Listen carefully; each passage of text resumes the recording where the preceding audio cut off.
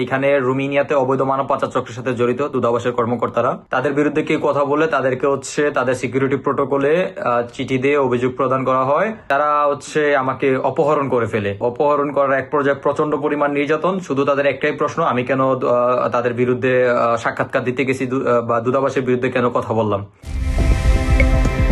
বাংলাদেশিদের কাছে ইউরোপের অন্যতম পছন্দের গন্তব্য রোমানিয়া। প্রতি বছরই রোমানিয়া সহ ইউরোপের বিভিন্ন দেশে যেতে নানা চেষ্টা চালান বাংলাদেশিরা।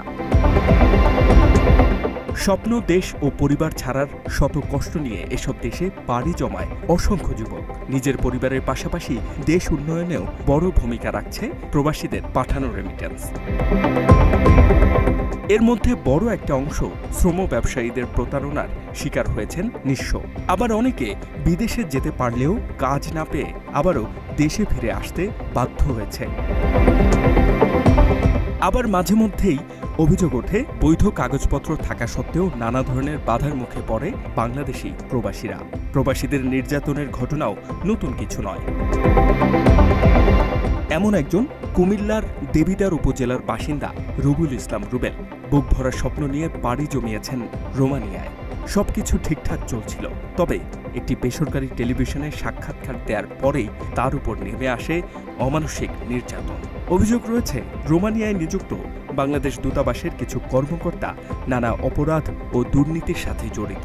এর মধ্যে দূতাবাসের প্রথম শ্রম সচিব কৌশিক ইকবাল বড় একটি সিন্ডিকেট গড়ে তুলেছেন সেখানে। তিনি শ্রম বাজার ব্যবসার নামে মানব পাচারের সাথেও জড়িত বলে অভিযোগ করেছেন নির্যাতনের শিকার বাংলাদেশি রোমানিয়ান প্রবাসীরা।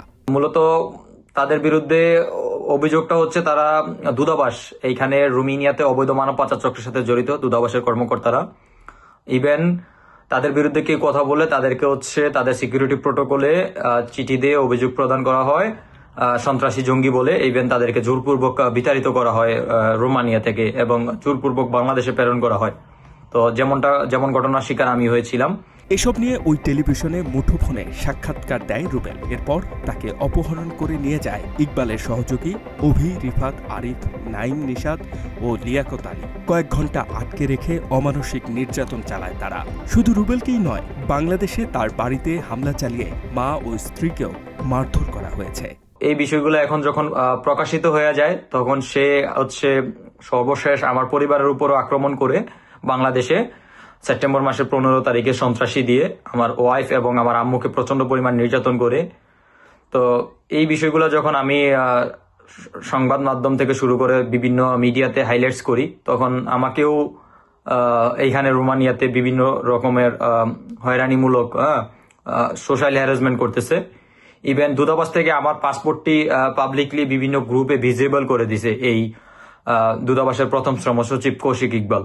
মাত্র 30% টাকায় জমির মালিক হয়ে নতুন বাংলাদেশের গড়ে তোলার স্বপ্ন দেখা বাংলা বসতি। বাংলা এডিশনকে দেয়া এক সাক্ষাৎকারে রুবেল বলেন, রোমানিয়ায় বাংলাদেশি দূতাবাসে রীতিমতো এজেন্সি অফিস খুলে বসেছে। শুধু তাই নয়, আদম ব্যবসায়ী অভি বাংলাদেশ থেকে শ্রমিক এনে তাদের বৈধতা সংক্রান্ত টিআরসি কার্ড দেয়নি। এমনকি প্রবাসীদের পাওয়া বেতন না দিয়ে উল্টো ট্যাক্সের নামে বিপুল পরিমাণ অর্থ হাতিয়ে নিচ্ছে এই সিন্ডিকেট। সত্যি কথা বলতে আমরা প্রবাসীরা আসলে খুব অসহায় হয়ে গেছি এই মুহূর্তে এসে তাদের কাছে, তাদের সিন্ডিকেটের কাছে। তারা দূতাবাসের ভিতরে বসে একটা এজেন্সি অফিস খুলে বসছে। সকল আদম ব্যবসায়ীরা তাদের সাথে খুবই ভালো সম্পর্ক, মোলাকাত, মত বিনিময় করে থাকে। অভিযোগ রয়েছে কৌশিক ইকবাল ছাত্রলীগের রাজনীতির সাথে সরাসরি জড়িত ছিলেন। ছাত্রলীগ কোটায় তিনি রোমানিয়াতে বাংলাদেশি দূতাবাসে নিয়োগ পেয়েছে বলেও জানান রুবেল। তার আরো একটি পরিচয় সে আওয়ামী লীগের একজন দূষর।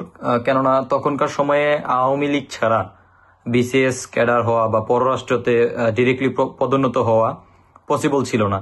তো তার আরো একটি পরিচয় সে একজন আওয়ামী লীগের দূষর। ঢাকা ইউনিভার্সিটির এফ রহমান হলে সে ছাত্রলীগের রাজনীতিতে যুক্ত ছিল।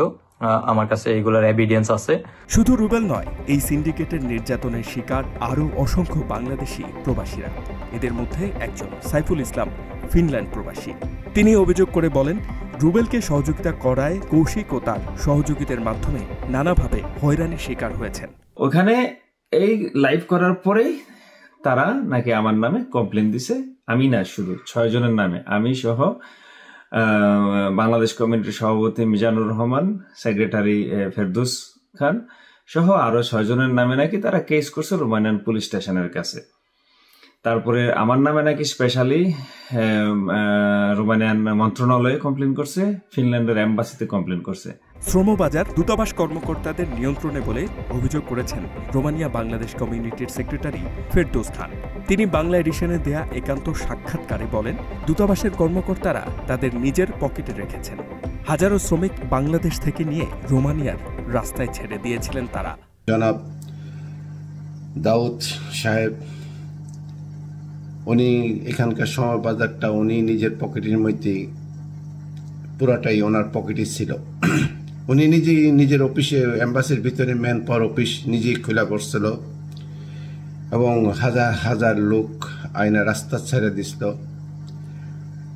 এই সমস্ত কর্মকাণ্ডের জন্য আমরা বাংলাদেশের শ্রমিক বাজার, রোমানিয়ার শ্রমিক বাজারটা আমরা মোটামুটি হারানোর পথে।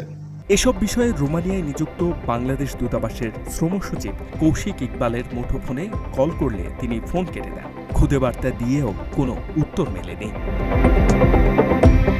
নির্যাতনের শিকার প্রবাসীরা বলছে, 24-এর গণঅভ্যুত্থানের পরেও গুরুত্বপূর্ণ পদে এখনও আওয়ামী দোসরদের দখলে রয়েছে। তারা এসব পদে থেকে নিরীহ শ্রমিকদের উপর চালায় অমানসিক নির্যাতন। দ্রুত এসব আওয়ামী দোসরদের বিরুদ্ধে ব্যবস্থা নেয়ারও দাবি জানিয়েছে ভুক্তভোগী প্রবাসীরা। H M Ataullah, Bangla addition.